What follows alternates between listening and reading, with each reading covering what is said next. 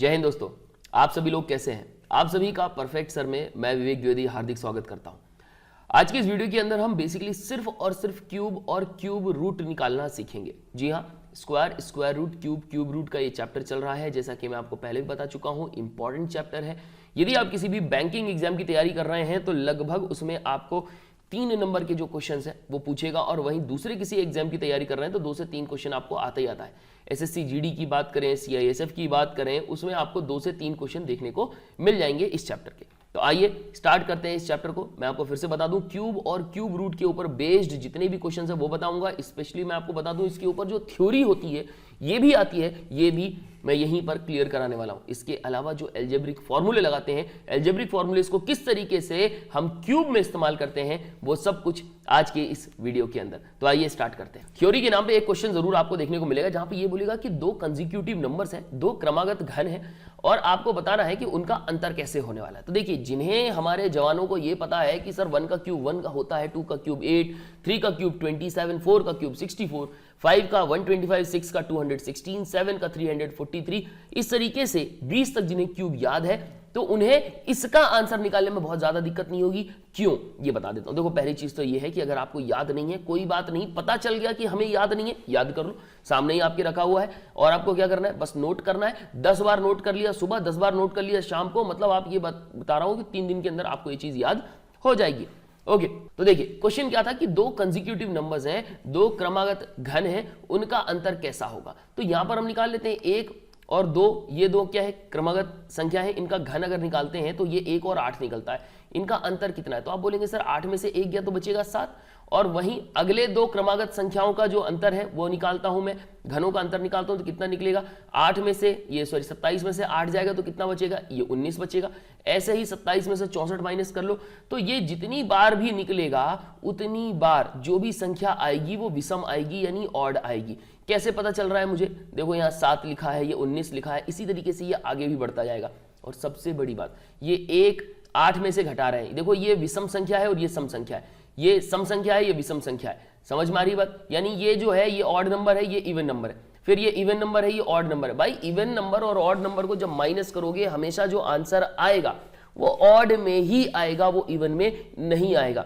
अब जो odd number होते हैं क्या वो 2 से डिवाइड होते हैं? बिल्कुल नहीं होते, 2 से डिवाइड नहीं होते। यहां पे देखो ऑप्शन में क्या लिखा हुआ है, 2 से विभाज्य कभी नहीं होंगे। जी हाँ, तो इसका जो सही उत्तर है वो यही है कि 2 से कभी वो डिवाइड नहीं होंगे। समझ में आ रहा है कि नहीं आ रहा? जी हाँ, इस तरह का एक क्वेश्चन आपको थ्योरी बेस्ड क्वेश्चन जो है आपको देखने को मिलेगा जरूर। और बाकी ऑप्शन में क्या दिया है, तो दिया है कि विषम हो सकते हैं या सम हो सकते हैं। नहीं, ऐसा कोई सिस्टम नहीं है, सिर्फ और सिर्फ ऑड नंबर ही होंगे, विषम ही होंगे, सम हो ही नहीं सकते। दूसरा, 2 से विभाज्य होते हैं, बिल्कुल सही है, ये तो गलत था। सदैव सम होंगे, नहीं, आपके सामने ही मैंने निकाल के बताया। सम और विषम नंबर आ रहे हैं सारे के सारे, कैसे, देखिए 1 का क्यूब 1 है, 2 का क्यूब 8 है, तो ये हो गया ऑड नंबर, ये हो गया इवन नंबर, फिर odd number even number, odd number even number, odd number even number, odd number even number, ठीक है। इसके बाद odd even, odd even, odd even. भाई मुझे तो लग रहा है कि दिल्ली की जो है गाड़ियां चला रहा हूं मैं ऑड इवन के सिस्टम के साथ, तो ये इनका सिस्टम ऐसे ही चलता है। ओके, तो इनके बीच में अगर आप माइनस करोगे ना तो आंसर जो आपका आएगा वो कैसा आएगा, ऑड ही आएगा। कभी सदैव सम आएगा क्या? नहीं, हमेशा इवन आएगा, बिल्कुल नहीं। उपरोक्त में से कोई नहीं, नहीं दादा, ये अपना बी वाला जो ऑप्शन है वो बिल्कुल करेक्ट है। तो इसका सबसे पहला क्वेश्चन का जो आंसर है ये ऑप्शन बी है।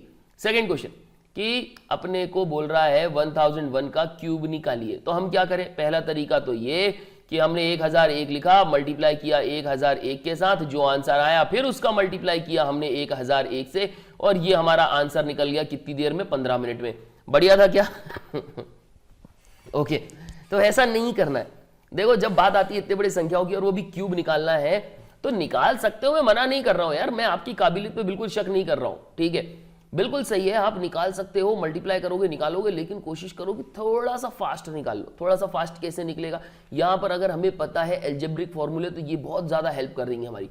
एल्जेब्रिक फॉर्मूले में अगर मैं बात करूं, ये 1001 को मैं लिख कैसे सकता हूं, तो 1001 को मैं 1000 + 1 लिख सकता हूं कि नहीं लिख सकता? ऊपर से इसका क्यूब लगा हुआ है, सेम टू सेम मैंने यहां उतार डाला। ऐसा हो गया कि ये a हो गया और ये वाला हो गया b, तो यहां पे मैं फॉर्मूला a + b का होल क्यूब को फॉर्मूला लगा सकता हूं कि नहीं लगा सकता? बिल्कुल, यही वाला मैं लगाऊंगा, a³ + b³ + 3ab ब्रैकेट में a + b समझ में आ रहा है। और यहीं पर अगर ये बोल देता 999 का क्यूब बताइए, तो पता है आपको मैं यहां क्या लिखता, यहां लिखता 1000 माइनस 1 का क्यूब। तो यहां पर a माइनस बी का होल क्यूब का जो फॉर्मूला है वो यहां पर अप्लाई हो जाता। चलो यहां पर अब मैं करता हूं क्या, यहां पर मैं अप्लाई कर रहा हूं, यहां पे लिख रहा हूं a क्यूब। तो a क्यूब का मतलब ये 1000 था, तो ये 1000 का हो जाएगा क्यूब प्लस b क्यूब, तो b क्यूब यानी 1 है, b की वैल्यू तो ये हो जाएगा b क्यूब प्लस 3 वही चलेगा, a की वैल्यू 1000 मैंने लिख दिया 1000, और इसके बाद b की वैल्यू कितनी है a b, तो a लिख दिया, ये b 1 था, ब्रैकेट में 1000 a प्लस b ना, तो 1000 प्लस 1 हो गया। चलो इसको सॉल्व कर लेते हैं। 1 का क्यूब जो है, 1 का क्यूब कह रहा हूं, ये 1000 का क्यूब कितना होगा, तो ये 1 2 3 एक बार आएगा, 1 2 3 दो बार आएगा, 1 2 3 तीन बार आएगा। ओके 3 0 है ना, तो 3 3 बार आएंगे कि नहीं आएंगे, प्लस 1 प्लस 3 का मल्टीप्लाई 1000 से कितना हो जाएगा, 3000 हो जाएगा, और ये 1001 हो गया।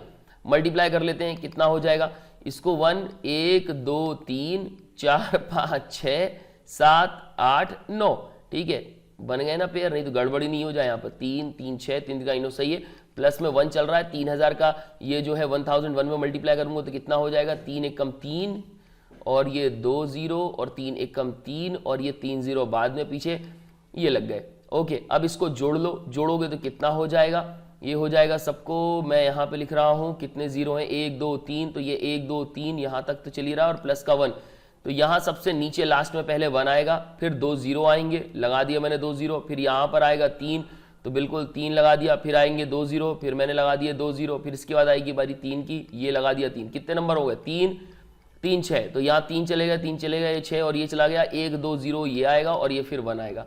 तो ये आंसर देखो किसके साथ मैच कर रहा, 1 0 0 3 0 0 1 0 0 3 0 0 3 0 0 1, ऑप्शन ए हमारा करेक्ट आंसर है। अब यहीं अगर हम प्रॉपर तरीके से 1001 का स्क्वायर निकालते, फिर उसके बाद फिर हम मल्टीप्लाई फिर से 1001 से करते, कितना टाइम लग जाता, ये कहीं ज्यादा आपके लिए इजी होगा निकालना। ओके चलिए, अच्छा फॉर्मूला जिसे याद नहीं है मेरे प्यारे जवानों, भैया वो फॉर्मूले याद कर लो, मेरे साथ बोलना है, मेरे साथ बोल सकते हो, a plus B whole cube is equal to a cube plus B cube plus 3ab a plus B, और वहीं a माइनस बी का whole cube is equal to a cube minus B cube minus 3ab a minus B. और हाँ ये कैसे चलते हैं, कैसे इनको सॉल्व किया जाता है, ये ऑलरेडी इसके ऊपर मैं वीडियो बना चुका हूं, यानी एल्जेब्रिक फॉर्मूले जो है वो कैसे काम करते हैं। ये a प्लस बी का जो होल क्यूब है ये यही क्यों होता है, a cube plus B cube plus 3ab a plus B ही क्यों होता है, कुछ और क्यों नहीं हो सकता, तो इसके पीछे रीजन भी बताया था मैंने, इसको पूरा सॉल्व करके बताया था, ठीक है। तो इसको थोड़ा सा जाके पीछे कुछ वीडियोस देख लेना, शायद तीसरे या चौथे नंबर पे वीडियो डाली थी मैंने एल्जेब्रिक फॉर्मूले वाली।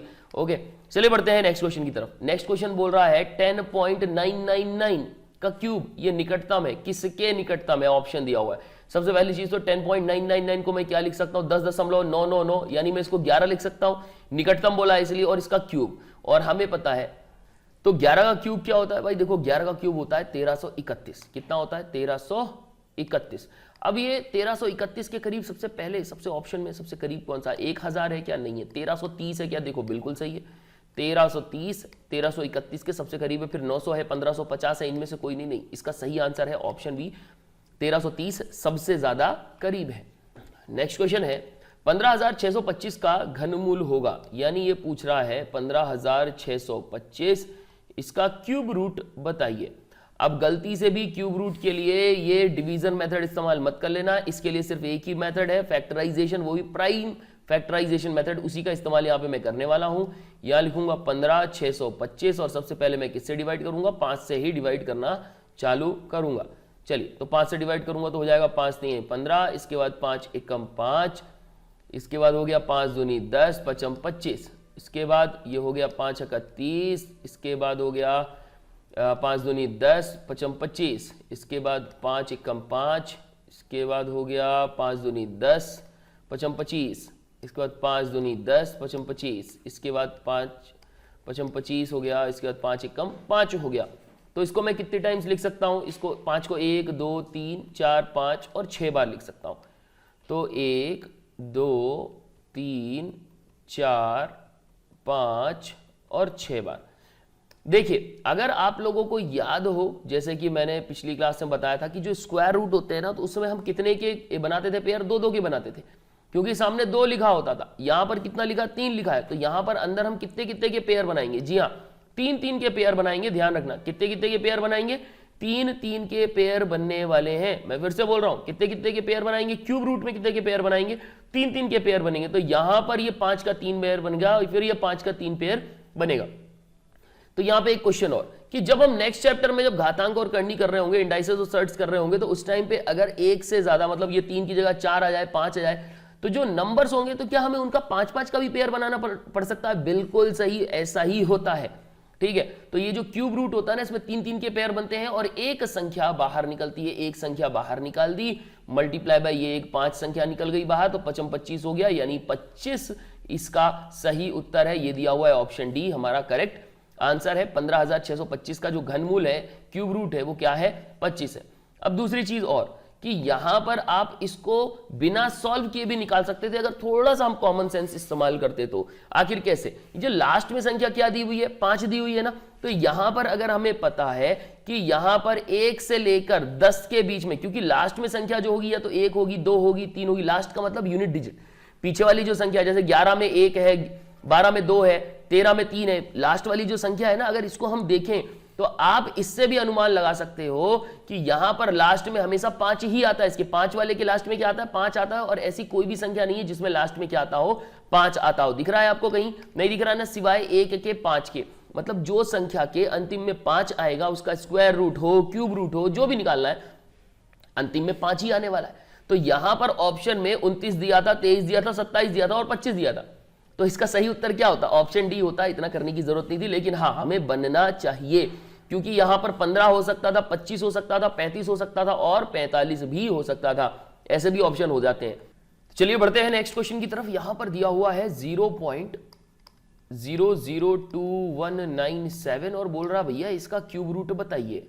तो देखो मेरे जवानों, ऐसा है कि यहां पर ये जो घनमूल निकालने के लिए बोल रहा है, यहां पर सामने क्या आता है, कौन सा साइन आता है, वहां पर क्या लिखा होगा, यहां पर लिखा होगा 3। क्या लिखा होगा, 3। तो यहां पर 0.002197 लिखा है ना, तो यहां 3 लिखा है। तो यहां पर जो भी इसको हम निकालेंगे वो 3 3 के पेयर में होगा, तो 3 की जगह 1 बाहर निकलेगा। जहां पर पहले हम क्या करते थे, स्क्वायर रूट लिखा था ना, तो हम क्या करते थे, 2 2 के पेयर बनाते थे, तो 1 बार संख्या निकलती थी। यहां पे 3 3 का पेयर निकलेगा। समझ में आ रहा है कि नहीं आ रहा। तो चलो एक काम करते हैं, सबसे पहले तो डेसिमल को हटाते हैं। डेसिमल को हटाएंगे तो नीचे क्या आएगा लिखा हुआ, यहां पर लिखा हुआ आएगा, डेसिमल को अगर हटाया तो ये 3 0 और 3 3 6। ठीक है, यहां पे कितने जीरो हो जाएंगे, 3 और 3 6 हो गए। ठीक है, इसका 2197। अब अगर हमें पता है कि 2197 का जो क्यूब रूट है, 2197 का जो क्यूब रूट है वो क्या है, वो 13 है। अगर हमें पता है तो फिर कोई दिक्कत ही नहीं है। अच्छा इसको नीचे तक कर लेता हूं मैं, ठीक है, 1000 BC के अंडर में आएगा, तो कोई दिक्कत ही नहीं है। डायरेक्ट ये हो गया क्या, 13 हो गया, और यहां पर 2 2 के पेयर बनेंगे, कितने, 3, ये तो हो गए 100 × 100 × 100, तो नीचे कितना आएगा, ये आएगा 100, और डायरेक्ट आंसर आ गया 0.13। तो भैया अपना ऑप्शन ए करेक्ट आंसर हो गया। और जिन्हें नहीं पता है कि 2197 का क्यूब रूट क्या होता है, तो कोई बात नहीं, फिर अपन निकालते हैं। लेकिन मैं आपसे यही कहूंगा, बार बार कह रहा हूं, 1 से लेकर 20 तक क्यूब रूट तो भैया याद होने चाहिए। नहीं याद है कोई बात नहीं, बस मेरे साथ बार बार थोड़ा सा रिपीट करते जाओगे ना तो काम बन जाएगा। बार बार रिपीट करना है, बस हो गया। 3-4 दिन लगातार रिपीट करोगे ना, उतने में याद हो जाता। कोई बहुत बड़ी बात नहीं है कि रटना पड़ेगा, ये हो जाएगा, कुछ खास नहीं है इतना। ठीक है, तो चलिए पहली चीज तो ये है कि चलो इधर से डिवाइड करना चालू करते हैं, फैक्टराइज करते हैं, प्राइम फैक्टराइजेशन। 7 आ रहा है, 2 से डिवाइड नहीं होगा, 3 से डिवाइड होगा क्या, 9 और 1 10 हो रहा है, 10 2 12, 7 और 2 9, 19 हो रहा है टोटल इसका। ये भी 3 से डिवाइड नहीं होगा, 4 से डिवाइड नहीं होगा क्योंकि 97 है लास्ट में, 5 से डिवाइड नहीं होगा क्योंकि लास्ट में 5 या 0 नहीं है, 6 से डिवाइड नहीं होगा क्योंकि 2 और 3 से डिवाइड नहीं हुआ है। इसके बाद 7 से भी डिवाइड नहीं हो रहा है, इसके बाद 8 से डिवाइड नहीं होगा, 9 से डिवाइड नहीं होगा, 10 से डिवाइड नहीं होगा क्योंकि लास्ट में 0 नहीं है, 11 से डिवाइड नहीं हो रहा क्योंकि 9 और 2 11 होता है, और 7 और 1 8 होता है, 8 में से 11 गए तो 3 बच रहे हैं। मतलब अगर या तो 0 बचता या तो 11 से डिवाइड होने वाला नंबर बचता, तो ऐसी संख्या ही क्या है, 11 से डिवाइड होगी। अच्छा मैं आपको अभी बता दूं, मैं जो कर रहा हूं ये डिविजिबिलिटी रूल का इस्तेमाल कर रहा हूं, डिविजिबिलिटी रूल के बेसिस पे देख रहा हूं, क्योंकि अगर डिवाइड करने बैठूंगा मैं तो कितना टाइम लग जाएगा, समय कम से कम समय में होना चाहिए। अगर आपको नहीं पता है कि कहां पर मैंने डिविजिबिलिटी रूल बताई है, तो टोटल मिला के 50-55 तो वीडियोज हैं इसमें, इस चैनल के अंदर। तो स्टार्टिंग के 2-3 वीडियोस देखोगे ना, वहीं पर आपको डिविजिबिलिटी रूल मिल जाएगा। अदरवाइज कमेंट सेक्शन में जाके बोल सकते हैं, कमेंट सेक्शन में जाओगे, वहां बोलोगे तो मैं आपको बताऊंगा ही बताऊंगा, ठीक है। कमेंट सेक्शन में जाके बता देना कि सर अपने को नहीं मिल रहा है, तो मैं उसकी लिंक सेंड कर दूंगा। ओके, बाकी यहाँ पे डिवाइड करना चालू करते हैं। किससे 11 से डिवाइड नहीं हो रहा, तो 13 बच रहा है। चलो 13 से डिवाइड करने की कोशिश करते हैं।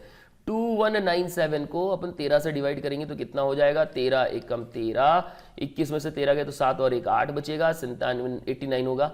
इसके बाद 13 13 43 13 54 63 65 78 78, 9 में से 8 गया 1, 8 में 7 गया 1 और ये 7 और 13 नहीं है 117। तो भैया ये हो गया पूरी तरह से डिवाइड, 169 आएगा, ठीक है। ये आ गया 169। इसको 13 से और डिवाइड कर लो, 13 एकम 13, 13 3 39 और इसके बाद 13 13 एकम 13।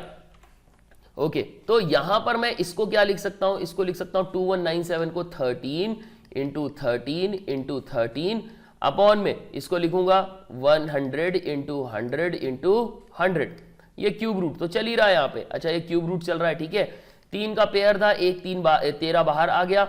ये 100 का पेयर था 3, ये 100 बाहर आ गया। वापस से इसकी वैल्यू 0.13 हो गई। इसका करेक्ट आंसर है ऑप्शन ए। समझ में आ रहा है, अच्छा लग रहा है भाई, बता देना। अगर क्लियर नहीं हो रहा है ना तो कमेंट सेक्शन में जाके बोलना जरूर।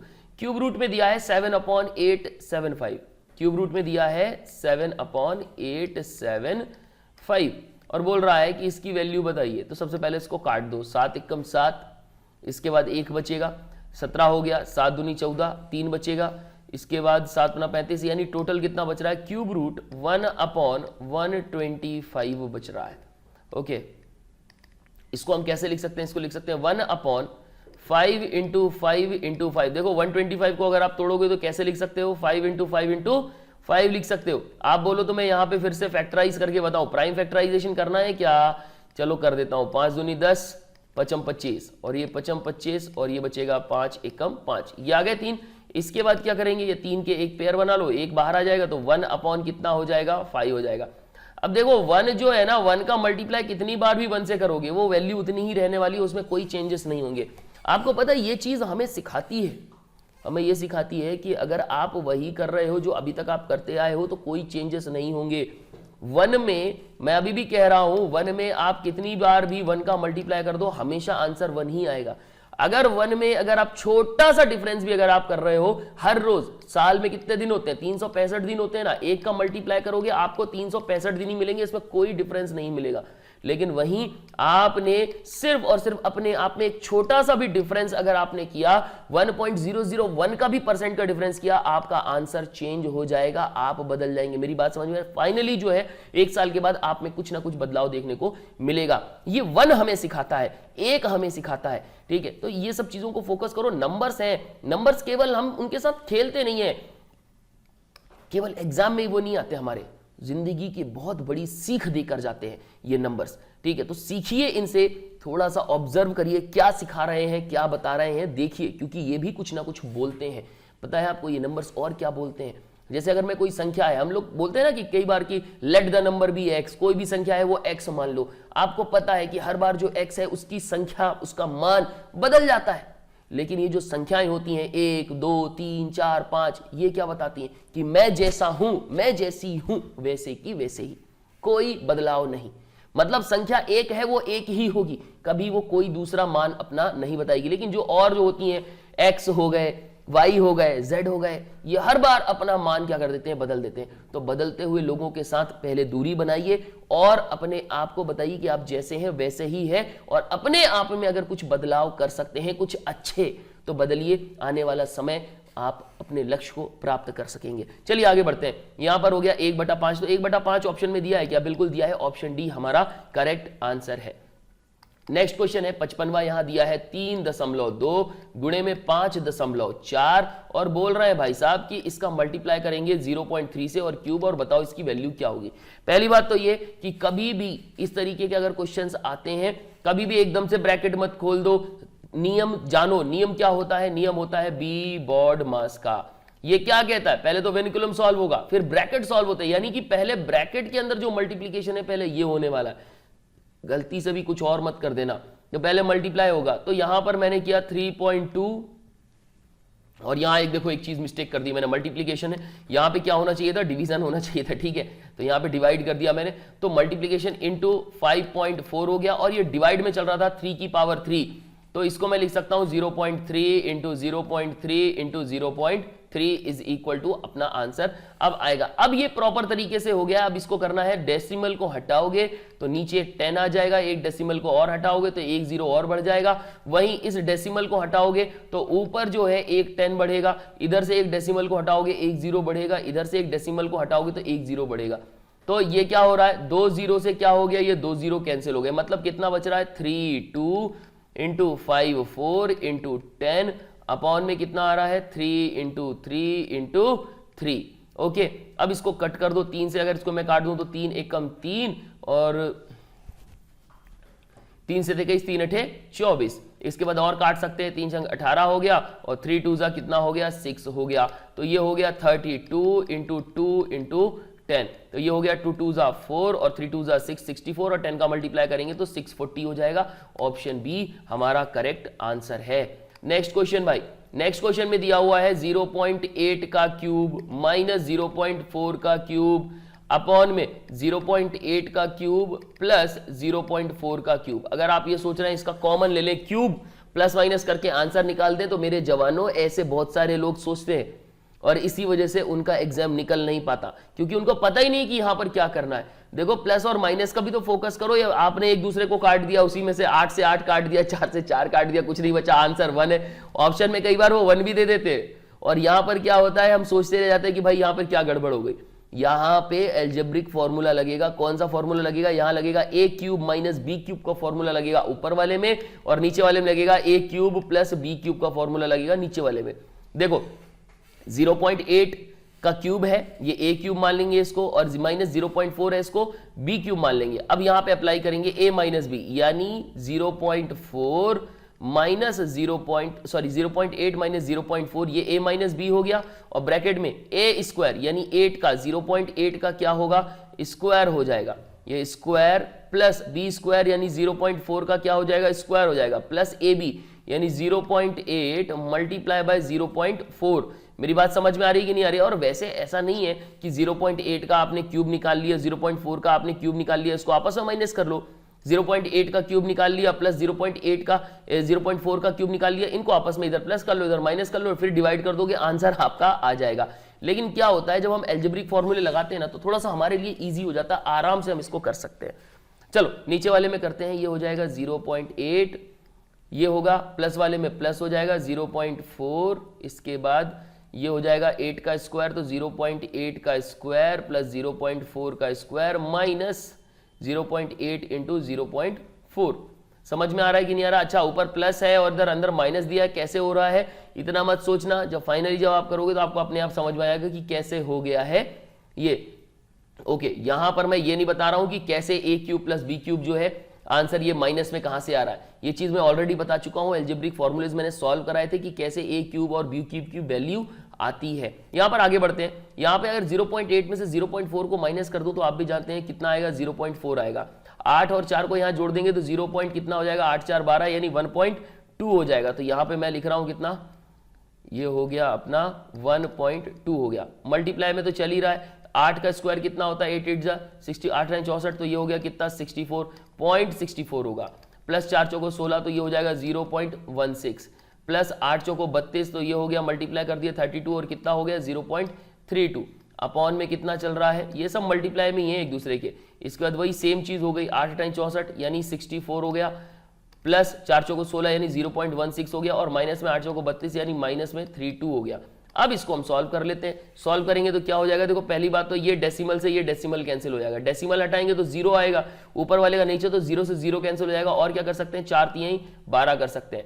ओके, तो यहां पर हो गया, ऊपर वाले को सॉल्व करेंगे 0.4 64 0.16 और 0.32 को जोड़ लीजिए, कितना हो रहा है 6 4 10 और 2 12 की 2 हासिल की 1, 6 4 10 और 1 11 की 1 हासिल की 1 यानी 1.12 हो रहा है। ऊपर कितना आ रहा है 1.12 और नीचे कितना आ रहा है 0.64 और 0.16 को पहले जोड़ लीजिए, कितना हो जाएगा 6 4 10 की 0 हासिल की 1, 6 1 7 और 1 8 यानी 8 0 आ रहा है, यहाँ पर सामने तो 3 है ही, और इसमें से 80 में से 32 माइनस करना पड़ेगा। 80 में से 32 माइनस करना है, 0.32 माइनस करेंगे तो कितना हो जाएगा, 10 में से 2 गया तो 8, 7 में से 3 गया तो 4 3 7 यानी 0.48 हो रहा है।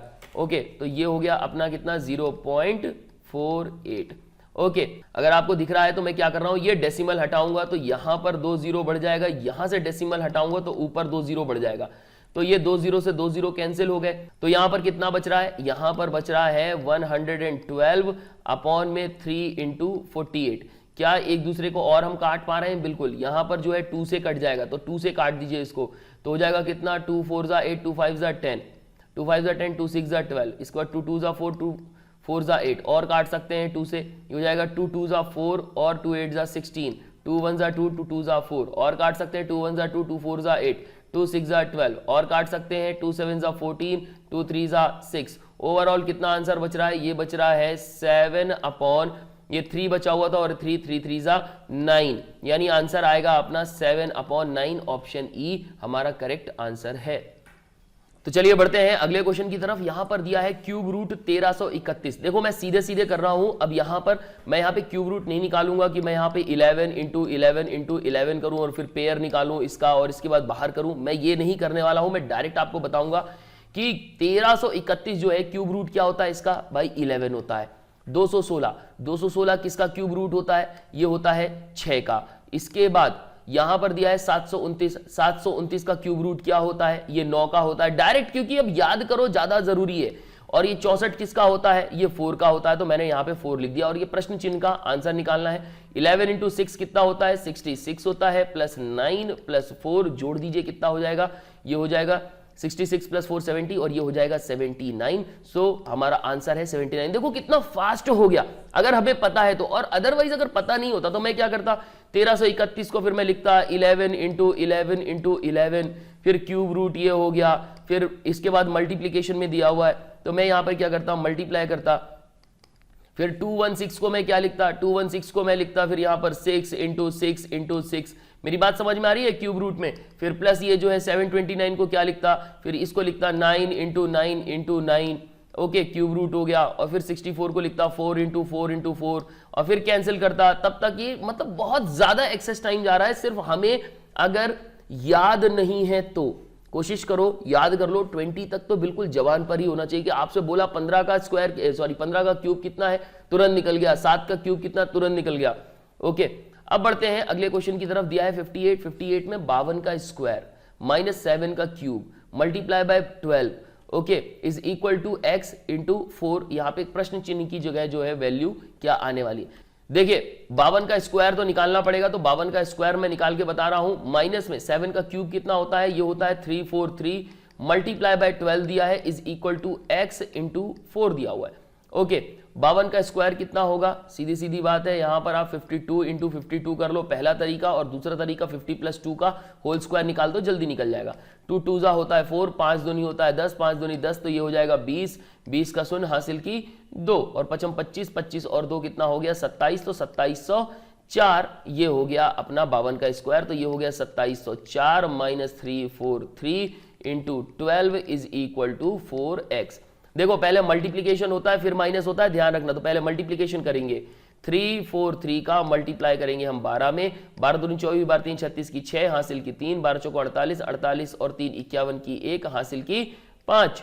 इसके बाद 12 12 दूनी 24, 12 3 36, 36 और 5 हो गया कितना 41, ये हो गया 4116 2704 minus 4116 is equal to 4x। अब क्या करेंगे, इसको आपस में माइनस कर लीजिए।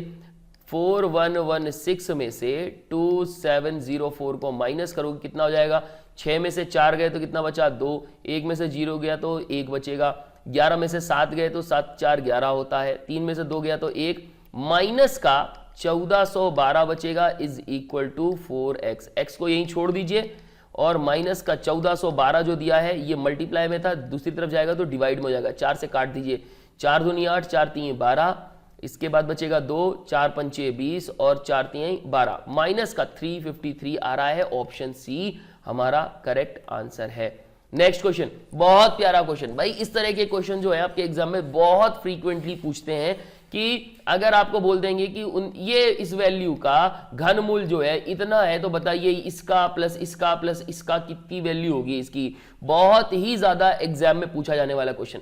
सबसे पहली बात तो मैं आपको बता दूं, यहां पर दिया है 79507 यानी 69,507 का अगर आप क्यूब रूट निकालते हो तो कितने के बराबर? 43 के बराबर है। ये भाई साहब यहां पर इन्होंने बोल दिया ना, इसका घनमूल यानी क्यूब रूट कितने के बराबर है? 43 के बराबर है। तो ये बताइए अब आप मुझे कि 79.507 क्यूब रूट में है, ओके, प्लस क्यूब रूट में 0.0795007 ये भी क्यूब रूट में, और फिर ये इसका मान कितना होगा? तो देखो सबसे पहली चीज तो ये करो कि इसका डेसिमल हटाओ और नीचे क्या लिख लो, 3 0 आ जाएगा। ये आ गया 3 0। अच्छा, क्यूब रूट यहां से बढ़ा लेना। फिर से क्यूब रूट में बना रहा हूं किसका? ये डायरेक्ट में डेसिमल हटा के 3 और 3 6 0 लिख लूंगा यहां पर नीचे। 79507 अपॉन में कितने, 1 2 3 4 5 6 0 लिख लिए मैंने। प्लस में फिर से 79507, बताओ नीचे कितने जीरो लगेंगे? तो ये 3 3 6 3 त्रिकाई 9 0 लगने वाले हैं। ठीक है, लगा दिए मैंने। ओके, अब इसको सॉल्व कर लेते हैं। ये क्यूब रूट में चल रहा है ये, तो यहां पे ऑलरेडी 43 की वैल्यू तो दी हुई है, तो डायरेक्ट मैं 43 क्यों ना लिखूं? ओके, 43 ये लिखूंगा और नीचे देखो 10 10 इंटू 10 इंटू 10, तो यहां पे डायरेक्ट आएगा कितना? 10।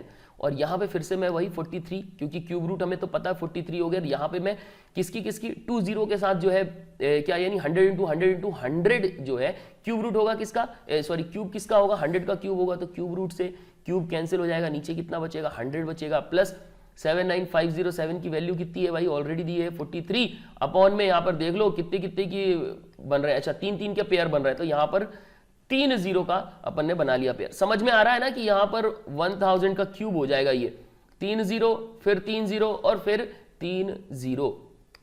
डायरेक्ट इसको लिख सकता हूं, ये हो जाएगा 4.3 प्लस हो जाएगा 0.43 प्लस हो जाएगा 0.043। ओके, इसकी वैल्यू कितनी आएगी? ये हो जाएगा 4 4 प्लस, तो यहाँ पे ऑप्शन में तो यही दिख रहा है यहाँ पर। अच्छा, आप एक काम करें, इसका टोटल करें और टोटल करके मुझे बताएं कि इसकी वैल्यू कितनी होनी चाहिए। क्या आपको डेसिमल में जो नंबर्स होते हैं क्या वो आपको टोटल करने आते हैं? क्या आप प्लस कर पाते हैं कि नहीं कर पाते? कमेंट सेक्शन में जाके बताइएगा जरूर। नहीं कर पाते हैं तो बताइएगा, तो मैं इसको बताऊंगा। वैसे ऑलरेडी जो डेसिमल में संख्याएं होती हैं उनको कैसे जोड़ना है, घटाना है, ये ऑलरेडी मैं बता चुका हूं। ठीक है, अगर नहीं पता है तो नेक्स्ट वीडियो में इसको मैं ध्यान में रखूंगा और बताऊंगा जरूर। चलिए बढ़ते हैं नेक्स्ट क्वेश्चन की तरफ। सेम क्वेश्चन है, यहां पर इन्होंने बोल दिया है कि 1,85,193 क्यूब रूट जो है वो कितना है? 57 है। तो बताइए कि 1,85,193 का क्यूब रूट, थोड़ा सा यहां पे देख लेना, 185 के बाद यहां पर डेसिमल लगाया। बहुत छोटी छोटी सी जो मिस्टेक्स होती है ना वो हमारे आंसर्स को गलत कर देती हैं। ओके, तो यहां पे डेसिमल लगा हुआ है और इसके बाद फिर यहां पर इसका क्यूब रूट पूछ रहा है, तो हम क्या करने वाले हैं? डायरेक्ट में जो है इसका क्यूब रूट क्या लिखूंगा? मैं तो 57 ही लिखने वाला हूं।